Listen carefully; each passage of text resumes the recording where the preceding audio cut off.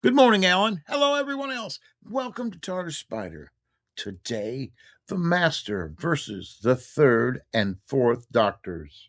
The Master was created as a Moriarty to the Doctor's Sherlock Holmes. In other words, the Master versus the Third Doctor. Similar to each other, yet very different. The casting of Roger Delgado against John Pertwee is perfection. There was even a climactic adventure in the thought process to end it. Sadly, Roger Delgado passed, meaning that story never came to realization. Of course, we are sad that Roger passed, but as fans, we have to be glad that the story never happened. Now, it took a few years, but the idea of the Master was brought back, and it has never left the series. This is a win for the fans. The official record on Gallifrey is no Time Lord has taken the mantle of the Master. Unofficially, there is a lot more to this story. The Master is bad, evil, resourceful, and cunning, with highly developed powers of extrasensory perception. He is a highly skilled hypnotist and a brilliant mathematician. He has an ego as large as any in the galaxy, with maybe the exception of Rassilon himself. He attended the academy alongside the Doctor. At the moment of initiation at the Untempered Schism, he heard a rhythm that would stay with him eternally, maybe even the source of his madness. This sound was a four-beat sound of drums. This was planted by Rassilon as a link from the very end of the Time War through which Rassilon would restore Gallifrey.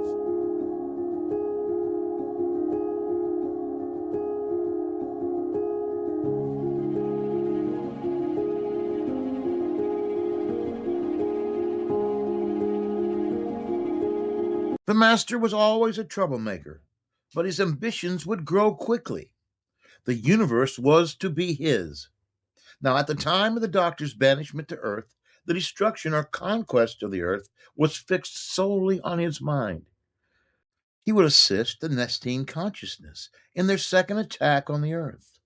He brought an alien parasite to consume the evil in the minds of men and attempted to start World War III.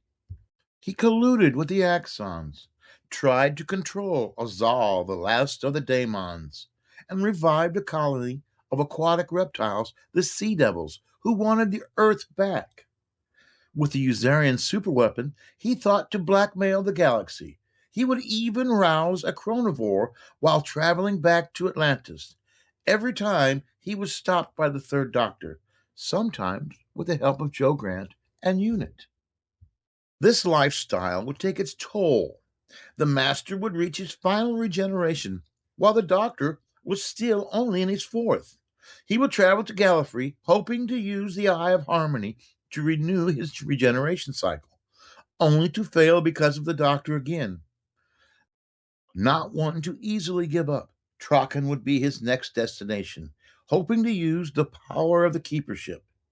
He was able to use this to take over the body of Treemouse, revitalizing his current state. In this new body, the Master would even come close to bringing the universe to an end, misunderstanding the role of Logopolis in maintaining the causal nexus. He brought Logopolis to a complete halt. And as the collapse of the universe accelerated, the Doctor and the Master came to a truce. The universe, or most of it, was saved, but the Fourth Doctor lost his life in a fall. Now, that's a summary of the Fourth Doctor, the Third Doctor, and the Master.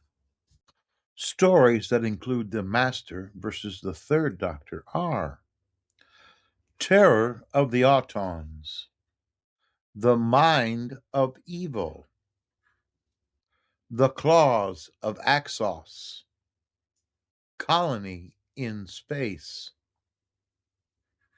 The Daemons, The Sea Devils, The Time Monster, Frontier in Space. Stories with the Master and the Fourth Doctor include The Deadly Assassin, The Keeper of Traken, and Logopolis. So enjoy your journey through time and space. Good night.